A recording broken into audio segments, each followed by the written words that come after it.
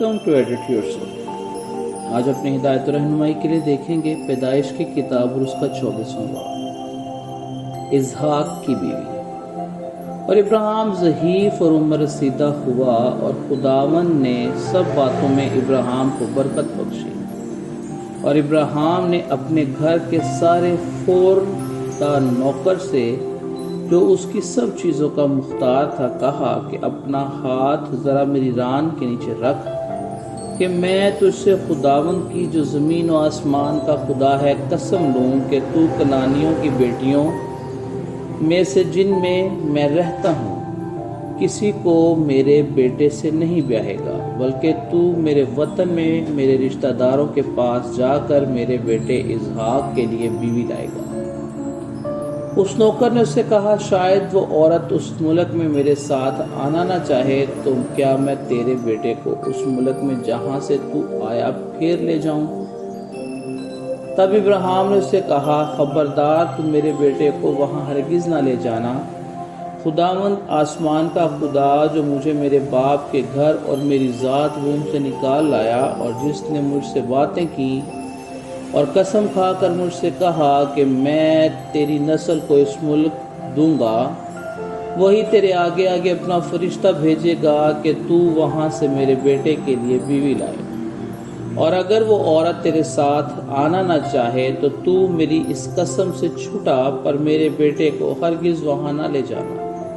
اس نوکر نے اپنا ہاتھ اپنے آقا ابراہیم کی ران کے نیچے رکھ کر اس کے بات کی قسم کھائی۔ تب وہ نوکر اپنے آقا کے اونٹوں میں سے 10 اونٹ لے کر روانہ ہوا، اور اس کے آقا کی اچھی اچھی چیزیں اس کے پاس تھیں، اور وہ اٹھ کر مسوپتیمیا میں نحور کے شہر کو گیا۔ اور شام کو جس وقت عورتیں پانی بھرنے آتی ہیں، اس نے اس شہر کے باہر باولی کے پاس اونٹوں کو بٹھایا اور کہا، اے خداوند میرے آقا ابراہیم کے خدا، میں تیری منت کرتا ہوں کہ آج تو میرا کام بنا دے اور میرے آقا ابراہیم پر کرم کر۔ دیکھ میں پانی کے چشمے پر کھڑا ہوں، اور اس ملک کے لوگوں کی بیٹیاں پانی بھرنے کو آتی ہیں، سو ایسا ہو کہ جس لڑکی سے میں کہوں کہ ذرا اپنا گھڑا جھکا دے تو میں پانی پی لوں، اور وہ کہے کہ لے پی، اور میں تیرے اونٹوں کو بھی پلاؤں گی، تو وہ وہی ہو جسے تو نے اپنے بندہ اسحاق کے لیے ٹھہرایا ہے، اور اسی سے میں سمجھ لوں گا کہ تو نے میرے آقا پر کرم کیا ہے۔ اور وہ یہ کہہ رہا کیا تھا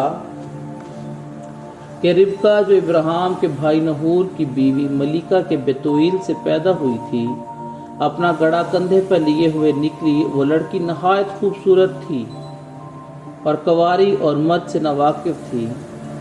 وہ نیچے پانی کے چشمہ کے پاس آ گئی اور اپنا گھڑا بھر کر اوپر آئی۔ تب وہ نوکر اس سے ملنے کو دوڑا اور کہا کہ ذرا اپنے گھڑے سے تھوڑا سا پانی مجھے پلا دے۔ اس نے کہا، پیجیے صاحب، اور فوراً گھڑے کو ہاتھ پر اتار اسے پانی پلایا۔ جب اسے پلا چکی تو کہنے لگی کہ میں تیرے اونٹوں کے لیے بھی پانی بھر بھر لاؤں گی جب تک وہ پی نہ چکیں۔ وہ فوراً اپنے گھڑے حوض میں خالی کر کے پھر باولی کی طرف پانی بھرنے دوڑی، اور اس کے سب اونٹوں کو لیے بھی بھرا، اور آدمی چپ چاپ اسے غور سے دیکھتا رہا تاکہ معلوم کرے کہ خداوند نے اس کا سفر مبارک کیا ہے یا نہیں۔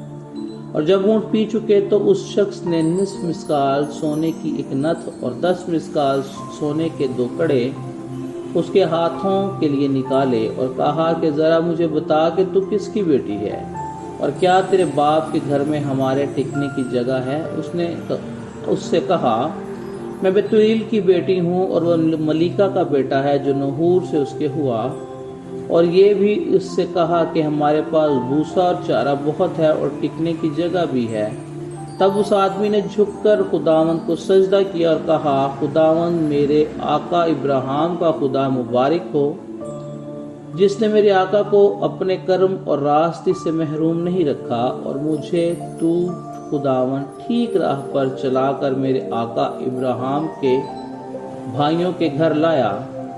تب اس لڑکی نے دوڑ کر اپنی ماں کے گھر میں یہ سب حال کہہ سنایا، اور ربکا کا ایک بھائی تھا جس کا نام لابن تھا۔ वो बाहर पानी के चश्मा पर उस आदमी के पास दौड़ा गया और यूं हुआ कि जब उसने वो नथ देखी और वो कड़े भी जो उसकी बहन के हाथ में थे और अपनी बहन रिबका का बयान भी सुन लिया और उस शख्स ने मुझे ऐसी ऐसी बातें कहीं, तो वो उस आदमी के पास आया और देखा कि वो चश्मा के नज़दीक ऊँटों के पास बैठा है।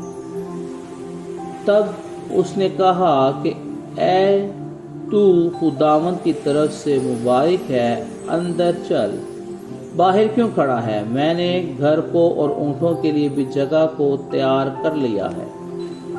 बस वो आदमी घर में आया और उसने उसके ऊँटों को खोला और ऊँटों के लिए भूसा और चारा और उसके साथ के आदमियों के पाँव धोने को पानी दिया और खाना उसके आगे रखा। पर उसने कहा, मैं जब तक अपना मतलब बयान न कर लूँ नहीं खाऊंगा। उसने कहा, अच्छा क्या है? तब उसने कहा, मैं इब्राहिम का नौकर हूँ और खुदावन ने मेरे आका को बड़ी बरकत दी और वो बहुत बड़ा आदमी हो गया और उसने बेसे भेड़ बकरियां, गाय बैल और सोना चांदी और लौंडियां और गुलाम और ऊंट और गधे बख्शे। और मेरे आका की बीवी सारा के जब वो बुढ़िया थी उससे एक लड़का पैदा हुआ, उसी को उसने अपना सब कुछ दे दिया। और मेरे आका ने मुझे कसम देकर कहा कि तू कनानियों की बेटियों में से जिनके मुल्क में मैं रहता हूँ किसी को मेरे बेटे से न बहना, बल्कि तू मेरे बाप के घर और मेरे रिश्तेदारों में जाना और मेरे बेटे के लिए बीवी लाना। तब उसने अपने आका से कहा, शायद वो औरत मेरे साथ आना न चाहे। तब उसने मुझसे कहा, खुदावन जिसके हुजूर तू चलता हुआ अपना फरिश्ता तेरे साथ भेजेगा और तेरा सफ़र मुबारक करेगा, तो मेरे रिश्तेदारों और मेरे बाप के ख़ानदान में से मेरे बेटे के लिए बीवी लाना। और जब तू मेरे ख़ानदान में जा पहुँचेगा तब मेरी कसम से छूटेगा, और अगर वो कोई लड़की ना दें तो भी तू मेरी कसम से छूटा। सो मैं आज पानी के इस चश्मा पर आकर कहने लगा, ए खुदावन मेरे आका इब्राहिम के खुदा, अगर तू मेरे सफ़र को जो मैं कर रहा हूँ मुबारक करता है तो देख मैं पानी के चश्मा के पास खड़ा हूँ। और ऐसा हो कि जो लड़की पानी भरने निकले और मैं उससे कहूँ कि ज़रा अपने घड़े से थोड़ा पानी मुझे पिला दे, और वो मुझे कहे कि तू भी पी और मैं तेरे ऊँटों के लिए भी भर दूंगी, तो वो वही औरत हो जिसे खुदावन ने मेरे आका के बेटे के लिए ठहराया है। और मैं दिल में ये कह ही रहा था कि रिबका अपना घड़ा कंधे पर लिए हुए बाहर निकली और नीचे चश्मा के पास गई और पानी भरा। तब मैंने इसके कहा, जरा मुझे पानी पिला दे। उसने फौरन अपना घड़ा कंधे पर से उतारा और कहा, ले पी और मैं तेरे ऊँटों को भी पिला दूंगी। सो मैंने पिया और उसने मेरे ऊँटों को भी पिलाया। फिर मैंने इससे पूछा कि तू किसकी बेटी है? उसने कहा, मैं बेतुएल की बेटी हूँ, वो नहूर का बेटा है जो मिका से पैदा हुआ। फिर मैंने उसकी नाक में नथ और उसके हाथों में कड़े पहना दिए और मैं झुककर खुदावंद को सजदा किया। और खुदावंद अपने आका इब्राहिम के खुदा को मुबारक कहा जिसने मुझे ठीक राह पर चलाया कि मैं अपने आका के भाई की बेटी उसके वास्ते ले जाऊं। सो अब अगर तुम करम और रास्ती से मेरे साथ पेश आना चाहते हो तो मुझे बताओ, और अगर नहीं तो कह दो ताकि मैं दाहिनी या बाहिनी तरफ फिर जाऊं। तब लाबन और बेतुएल ने जवाब दिया कि ये बात खुदावंद की तरफ से हुई, हम तुझे कुछ बुरा या भला नहीं कह सकते। देख रिबका तेरे सामने मौजूद है, इसे ले और जा और खुदावंद के कौल के मुताबिक अपने आका के बेटे से इसे ब्याह दे। तब इब्राहिम के नौकर ने उसकी बात नहीं सुनी और जमीन तक झुककर खुदावंद को सजदा किया। और नौकर ने चांदी और सोने के जेवर और लिबास निकाल कर रिबका को दिए। उसके भाई और उसकी माँ को भी कीमती चीजें दी और उसने उसके साथ के आदमियों को ने खाया पिया और रात भर वहीं टिके। सुबह को वो उठे और उसने कहा कि मुझे मेरे आका के पास रवाना कर दो। रिबका के भाई और माँ ने कहा कि लड़की को कुछ रोज कम से कम 10 रोज हमारे पास रहने दे, उसके बाद वो चली जाएगी। उसने उससे कहा, मुझे न रोको क्योंकि खुदावन ने मेरा सफर मुबारक किया है, मुझे रुखसत कर दो ताकि मैं अपने आका के पास जाऊं।